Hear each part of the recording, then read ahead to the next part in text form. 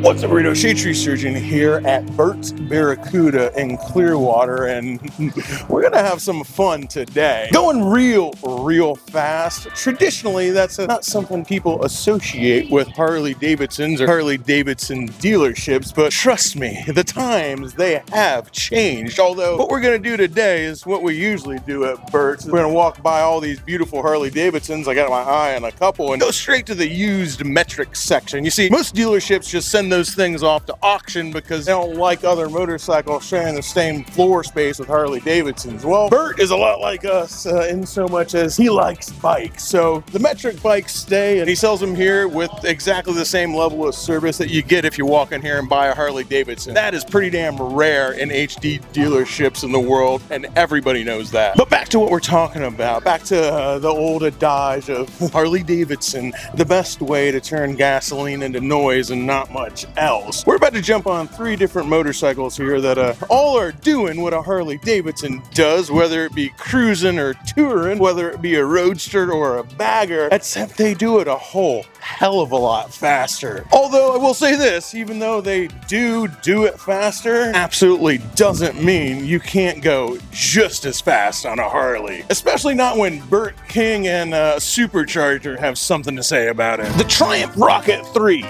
2.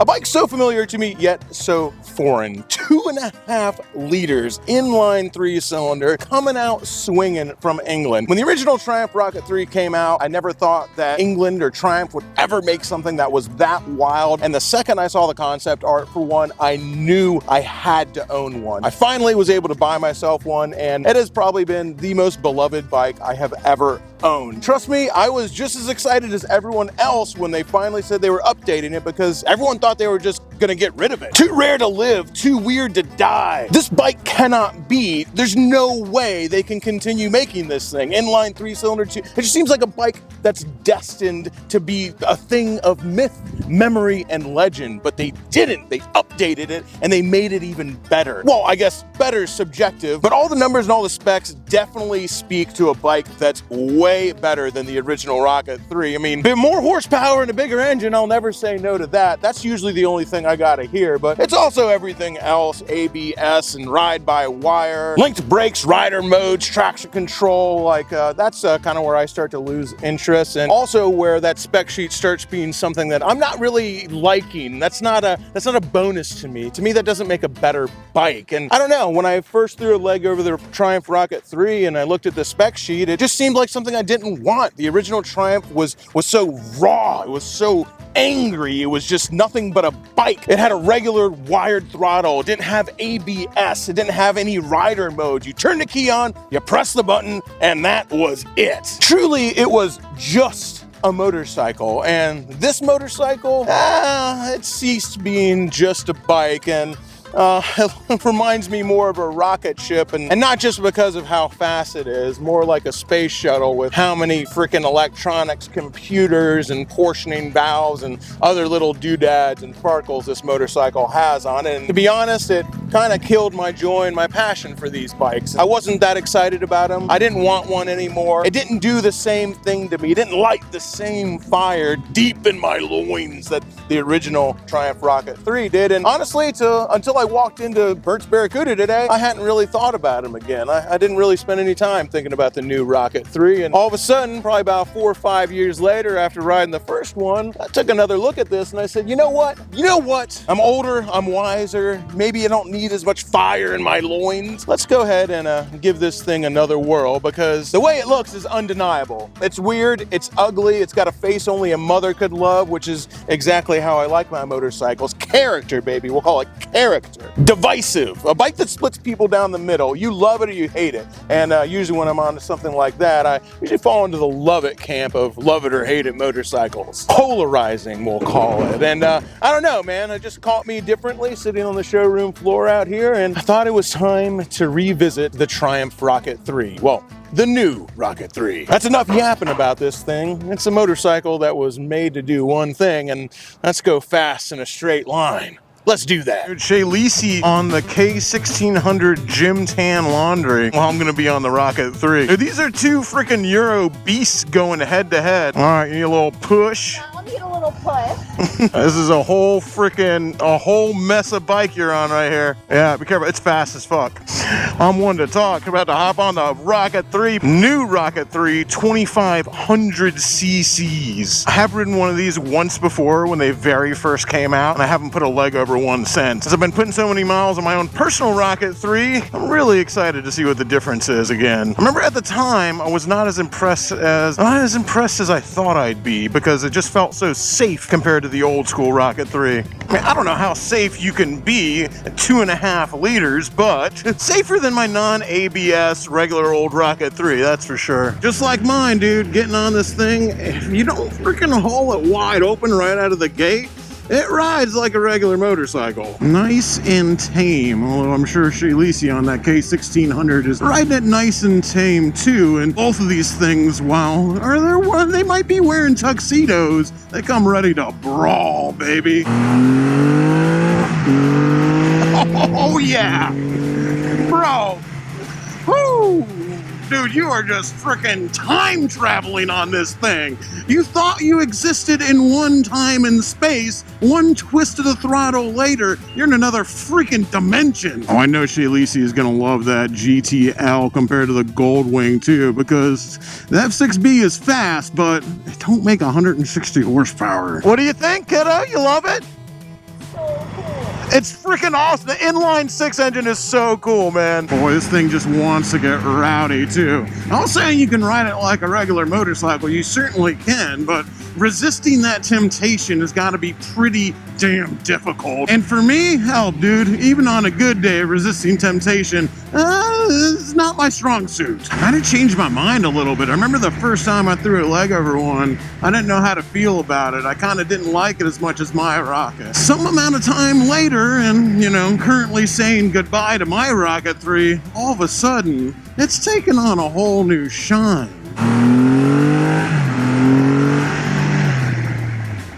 Yeah, you got to be careful with this thing because, everyone talks about cars pulling out in front of motorcycles, and they certainly do need to keep their eyes open for us. But when you're freaking changing dimensions like you can on these two bikes, baby, you can't blame somebody for thinking they have time. This is undeniable. Dude, what did they trade it in on?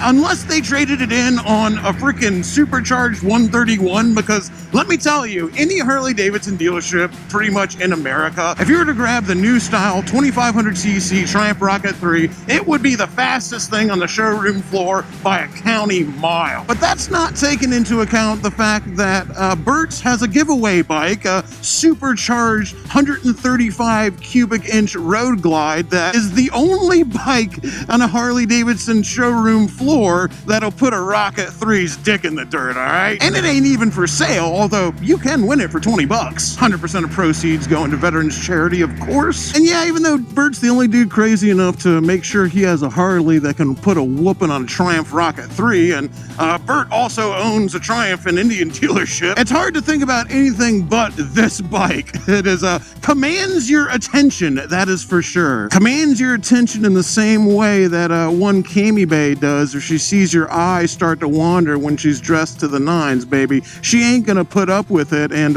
you're either gonna look at her or she's gonna hurt you. Pay attention to me or suffer the consequences. That's a quality I like both in motorcycles and in my women. It's not that I need to be told what to do, I just like to break the rules every once in a while, put a toe out of line and see how hard I get slapped. It's kind of like putting hot sauce on your food, riding a little too fast, talking a little too loud. When it comes to both women and motorcycles, the higher the consequences, the more fun I have. It's risk versus reward, that old equation, except talking about risk versus reward when it comes to a Triumph Rocket 3 or a Supercharged 135, risk and reward, and they brought switchblades and broken beer bottles to this fight. Oh, baby. I like that a lot, dude. This thing jumps up to attention. One of those times when I'm just saying to myself, boy, this thing would get me into a lot of trouble. And that doesn't make me want to stay away.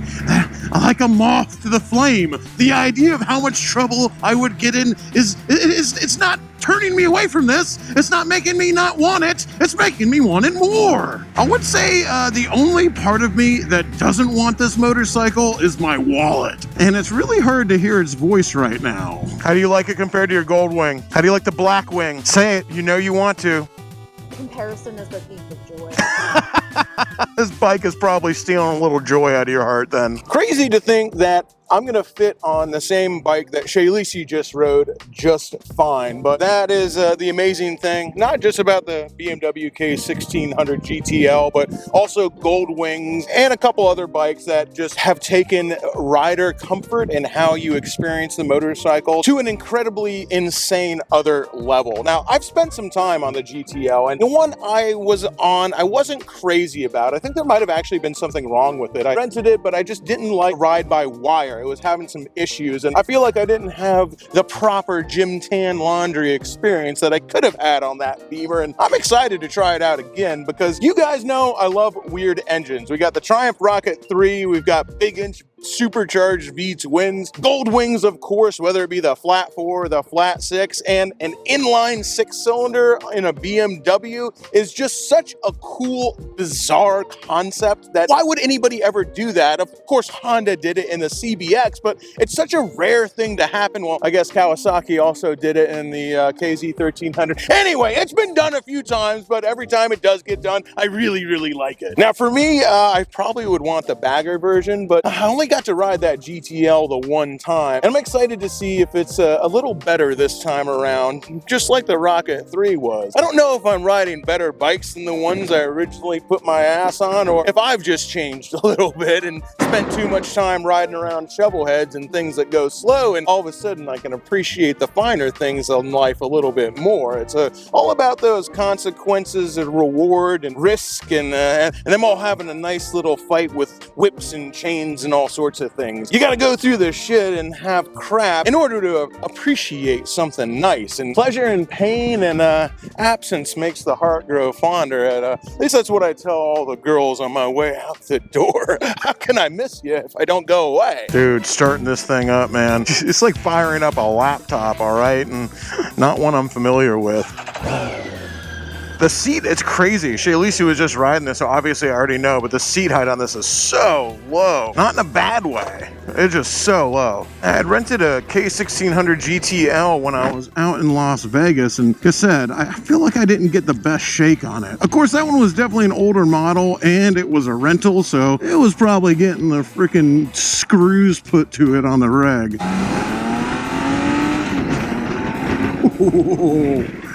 I immediately really like that. Now, I don't know if I should have ridden the Rocket 3 first, because I'm immediately like, dang, dude, this thing is, it's not the Rocket 3, is it? I don't know how you can say that about 160 horsepower, but I guess I gotta say it. We got a sport mode on this thing? Maybe that'll wake it up. Typical BMW fashion. Got a freaking all these buttons on here. All right, road, dynamic, rain, road. I'm guessing Dynamic's the fast one? I don't know. That's the coolest name. Dynamo. Dynamic. And when did BMW stop putting sport mode on their bikes? Come on with that freaking shit, man. It's called the rocket ship mode. They got the rock and roll mode on the R1800, but you're gonna call it dynamic mode on the K1600 GTL? It's freaking silly. Ma'am. Come on, I'm simply trying to exist here. I'm on a BMW and a Chevrolet's cutting me off. We're in Bizarro world right now. Come on, it's opposite day. Start pulling into my lane in front of me, and I'm just like, I thought that was my line. Smooth as silk, unsurprisingly. Okay, never mind. Dynamic mode works. That works really, really well. Holy crap, dude. 160? Is that it? Okay, I freaking immediately take back everything I said. This bike rips. Still never thrown a leg over the B version, the K1600 bagger. I've heard that it's got a more aggressive tune than the GTL does, but I mean, how much more aggressive could it be? I just pinned this thing wide open and it was eye-opening, okay? My God, these things sound amazing with exhaust, but I had definitely forgotten what a symphony the inline 6 makes when you bounce it off the rev limiter. Oh yeah, dude. Just like the CBX, man, there's just something about a small CC inline six singing the song of our people that it touches me in all the correct ways. A few wrong ways too, but you won't hear me complain. What's changed? Is it me or the bikes? Is this really so much better than the one I rode? The GTL I rode was an early model. It was much, much older than this one, and this one's brand new with the TFT dash. It feels like a different bike. It feels so much better. Oh, I really like that. God, I gotta get my hands on one of the B versions. What a motorcycle that must be. Of course, I love the BMW R1800 too. I like BMWs. I think that maybe a lot of people would think that I did not like BMWs, maybe because I'm such a dirty hobo swamp wizard. It just seemed like BMW be way too fancy for me. But I tell you what, if you think BMW cars are fancy, and I guess they are, but there's a whole bunch of dudes with inline six BMW 3 Series out there getting slideways that make a good case for BMW being a little more white trash than is on the surface. But the difference between the BMW car division and BMW Motorrad, that is wild. BMW motorcycles are out of control, dude. They take chances. They make crazy engines. They have the Boxer engines, the Heritage engine. They have this inline six that is literally just like a shrunken down, miniaturized M3 engine. I mean, that's what they did. They just took their inline six out of their sports coupe and said, yeah, just make it a little bit smaller and throw it in a motorcycle sideways. Yeah, BMW Motorrad is not BMW. They are wild compared to the car division, and I love them for it. It's like it's a whole different company. It's just like that power starts coming on around 7,000 RPM, and you're thinking like, oh, okay, that's where it's going to shut off. That's as high as it gets, and then all of a sudden it's hitting 9,000 RPM, and you're going like, holy crap! I didn't expect that to happen. This is definitely a bike that would not be hard to get used to at all. This is really, really nice. All right, finishing out the trifecta of muscle bikes. Well, the other two might have been wearing suits and ties and coming ready to brawl, but this one doesn't look like it's wearing a suit and tie at all. The M109R looks every inch an asshole, and I kind of love it for that. It's definitely a bike that kind of looks like everything a 16-year-old kid would want, which is usually right up my alley. In fact, I spent a lot of time on an M109. My buddy Carlos, aka Obi-Wan Kenobi, had an M109R that he used to let me ride around, and I really loved that thing. Now, this one has got some stuff done to it. I've never seen one with these dual intakes like it has, but it's pretty damn cool looking, and I'm excited to jump on this thing and see if it's as fast as I remember it, because when I got on the M109 for the very first time, it was one of the fastest cruisers I'd ever ridden in my life. My previous motorcycle was a Kawasaki Vulcan, and it was long before I had the Triumph Rocket 3, so at the time, I was pretty dang blown away by how fast it was, and I'm riding this one last after the Rocket and the K1600, so let's see how it stacks up in 2025. Well, last but not least, one of the original Harley killers, the M109R. At least that's how I remember them. People would probably say that the CB750 back in 1969 was the original Harley killer, but old Los, man, my buddy who had the M109, he had a HD killer as his license plate. I always remember the M109R coming out and just being like the king of V-twins. Now, when it came out and it was the king, this wasn't 2025, and the Rocket 3 wasn't out, and the BMW K1600 wasn't either. Or maybe they were, but I didn't know about them. I only knew about this bike, and no, this still rips. It still rips. Yeah, well, my motorcycle experiences since way back in 2002, 2003. I can't remember when he had that thing and I was riding it around. They've expanded quite a bit, and I wonder if I'm still going to think that this is the baddest thing I've ever put a leg on. 2002, 2003. Talking about 20 years ago, dude. 20. How was that 20 years ago? Say it ain't so. Yeah, so I had my dates mixed up a little bit because I fact-checked myself, and the M109R didn't come out until 2006, so it had to have at least been 2006, which makes a little more sense and is also upsetting because that's still almost 20 years ago.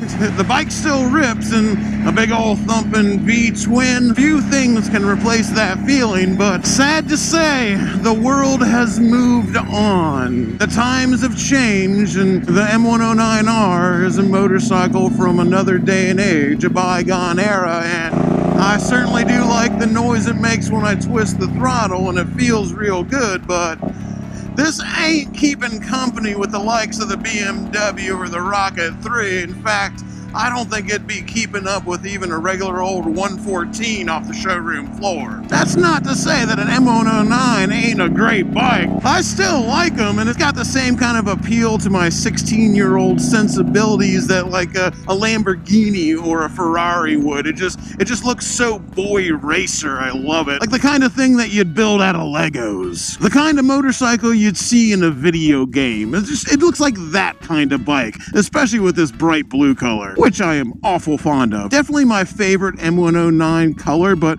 I liked them way better when they had the stripes. The dreams of our youth. I remember the first time I rode one of these, I didn't think a V-twin cruiser could get any badder than this bike. A lot can happen in 20 years. I will give this to the M109. It's still just a motorcycle, that's for sure. We got throttle cables that aren't sending electronic signals. I just locked up the rear wheel by downshifting.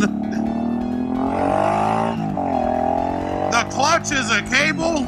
This is just a bike, and there's a lot to be said for that. And trust me, it might not be in the same league as the other two bikes I was just on, but this thing definitely still scoots. It was always the M109 thing. You knew it was about to take off when that rear end would just squat down from that shaft drive. And I'll still say, yeah, feel that thing squat down and jump forward. It's still a really cool feeling. Funny enough, speaking of Vulcans, this would have been exactly the Vulcan I had back then. The VN1600, man. I got it because I thought it looked like a fat boy. I said back in 2004 I wasn't making fat boy money, not from any year. I must have put 100,000 miles on that Vulcan, and I still got a soft spot for them. But when I was riding this thing around, like I said, I didn't think a bike could get badder than the M109R. I'm not sure exactly where my video cut off on the M109. I will tell you, whether I recorded it or not, well, it was a nice little blast from the past. A stroll down memory, well, not really a stroll, more like a hard, fast run down memory lane. Harley's reputation always was bikes that didn't go anywhere fast, but they look damn good while doing it. Of course, that's subjective too. Some people hate them. Regardless, the reputation of American motorcycles always was the best way to turn gasoline into noise and not much else. Damn, I will tell you, dude, I just interrupted myself. I cannot stop looking at this bike. This blue right here, that chrome, I just dig it, dude. There's something about this one right here I really like.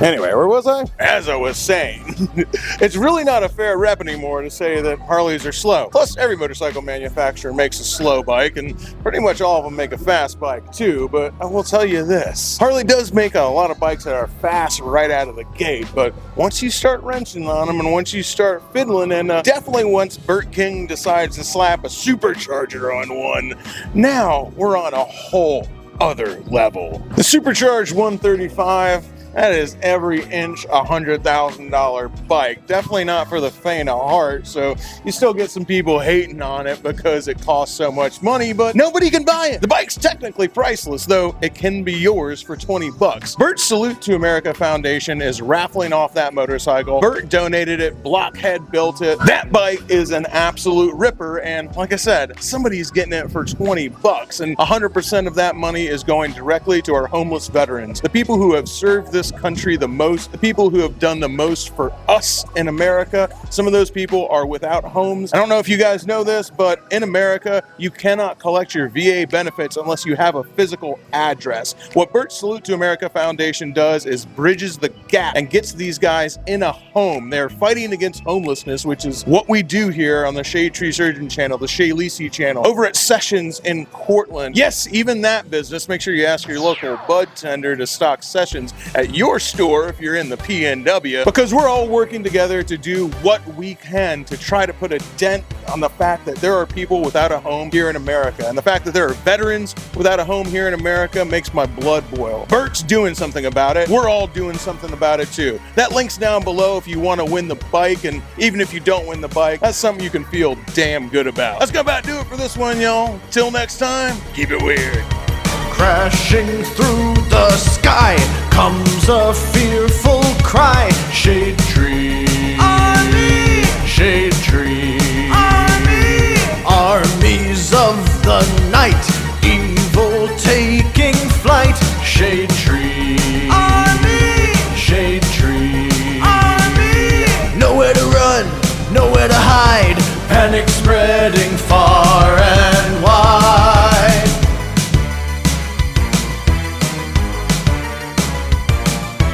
Can the world oppose the deadliest of foes? Shade tree, army. Shade tree, army. Who will risk it all to end the evil call of Shade tree, army. Shade tree, army. They never give up, they never say die, walking tall with banners high. Shade Tree Army, a ruthless gang of scum, villains, freaks, and bikers determined to rule the world.